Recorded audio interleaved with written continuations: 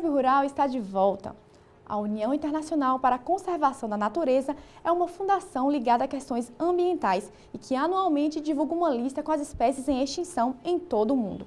Uma das espécies encontradas nessa lista é o Melocactus conoideus, ou cacto cabeça de frade. E na entrevista a seguir você vai saber como o Melocactus passou a fazer parte dessa lista. Confira.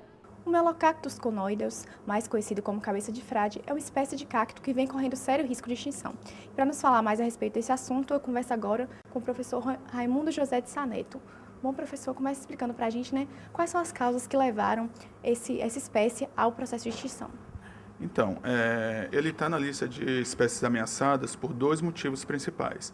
O primeiro motivo é a remoção de indivíduos para comércio ilegal de cactáceas e também pela perda de hábitat, principalmente pela remoção de areia, certo, da região lá da Serra do Periperi para a construção civil e também um pouco de perda de hábitat também por jogar entulho naquela região também dos areais da Serra do Periperi.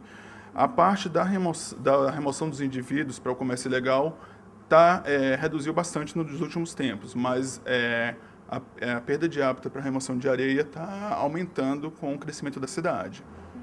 E hoje é o problema mais sério para a espécie. E assim, a longo prazo, se essa espécie realmente vier a entrar em extinção, quais seriam os prejuízos para o ecossistema e para o meio ambiente? Então, a gente está com um projeto justamente para tentar entender como o Melocactus conoideus se insere nesse ecossistema aqui da região, que é um ecossistema, a princípio, bem peculiar, dentro de uma zona de transição. E o projeto ainda está em análises preliminares, mas antes disso, independente da importância dele no ecossistema, a gente parte de um princípio na conservação de espécies, que toda espécie tem a sua importância intrínseca de sobreviver sem interferência humana. Certo? De se extinguir por causas naturais, não por interferência humana. E assim, fala um pouquinho mais a respeito desse projeto, como é que surgiu, quem é que está participando, como é que está andando esse projeto? Então, esse é um projeto que a gente integra professores da UESB e professores da UFBA, daqui de Vitória da Conquista, e ele compõe um subprojeto, certo, de um projeto maior que envolve a UFBA de Salvador e outras universidades como Feira de Santana, a Universidade Estadual de Feira de Santana. Então, nesse projeto, nós temos uma equipe formada por ecólogos, por geneticistas e por vários alunos, certo? Alguns até de mestrados, que estão justamente tentando responder várias dessas perguntas da extinção dessa espécie, certo? Da declínio populacional, do crescimento da espécie, certo? E da ação dos seus dispersores. E assim, existe também uma área de preservação dessa espécie localizada na Serra do Periperi. Fala mais um pouquinho como é que essa área ela foi idealizada, como é que ela funciona. Então, essa área da Serra do Periperi é uma área pequena, certo? Onde é totalmente protegida, a prefeitura consegue ali manter aquela espécie realmente protegida ali dentro, certo? Já tem muito tempo que aquela área está daquele jeito, e o questionamento principal aqui é saber se aquela área somente é o suficiente para a sobrevivência da espécie. Certo? Os estudos da gente estão tentando responder a essa pergunta, saber se somente aquela área é o suficiente para a proteção dessa espécie. Tá? E a gente ainda não tem uma resposta conclusiva a respeito disso. E assim, a espécie está na lista de extinção de espécies ameaçadas, Então, como é que leva um processo, um tempo para a espécie ser considerada que está em extinção?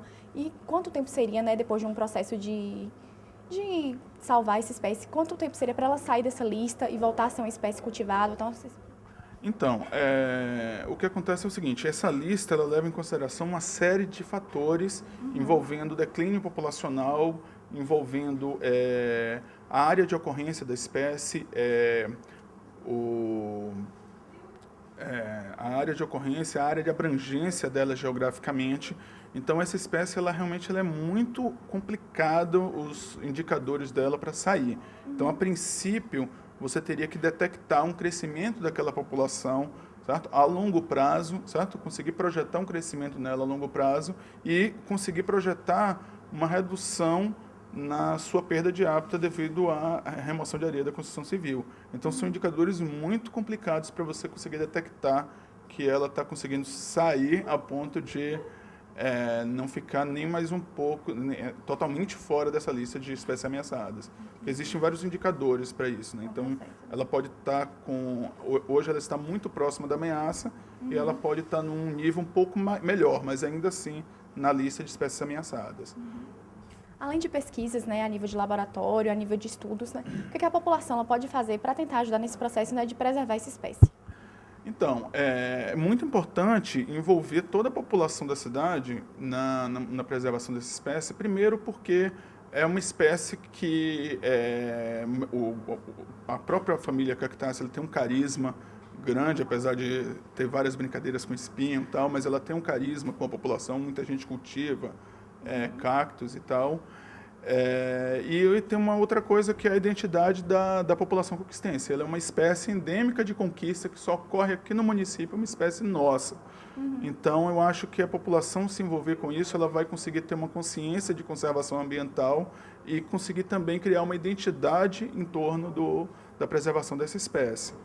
Então, eu acho que tem muito a contribuir ao papel da população aqui. E às vezes as pessoas, né, mesmo sem querer, acabam desmatando, querem criar esse tipo de espécie em casa, né, querem ter. Como é que isso deve ser feito? Isso não deve ser feito? As pessoas podem criar em casa? Como é que é? Olha, no momento atual que essa espécie está, não é recomendável retirar indivíduos, principalmente indivíduos adultos, já estabelecidos na região onde ela ocorre, certo? Justamente que ela tem um grau de perda da clima populacional alto. Então, realmente não é recomendável criar essa espécie em casa. O interessante para a população ajudar mais ainda é tentar deixar de jogar entulhos nas regiões de areia da cidade, ou seja, tomar consciência de fez uma obra na sua casa, procurar saber onde o caminhão vai jogar aquele entulho. Certo? Saber contratar bem uma empresa que tenha essa consciência ecológica, saber também se a origem da areia que está fazendo a construção da sua casa, tudo isso vai fazer com que a população consiga se envolver e mobilizar para a conservação dessa espécie.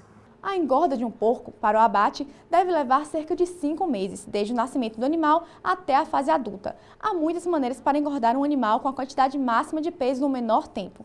Quanto mais jovem for o porco no abate, mais tenra será sua carne. Mas para realizar o processo de engorda de maneira simples e segura, é importante seguir algumas dicas. Fique de olho!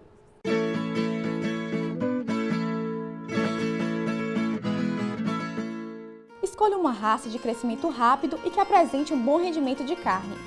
Alimente o porco com ração de cachorro de alta proteína. Alimente seu porco 2 vezes ou mais para obter um máximo ganho de peso diário.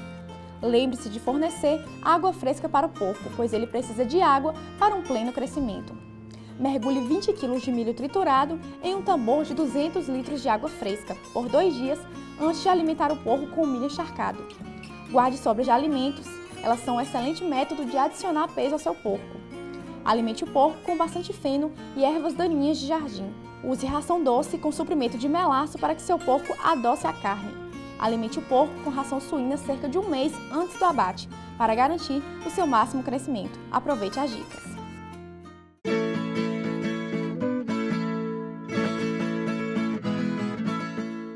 O ESB Rural vai a mais um intervalo e volta em instantes. Até já!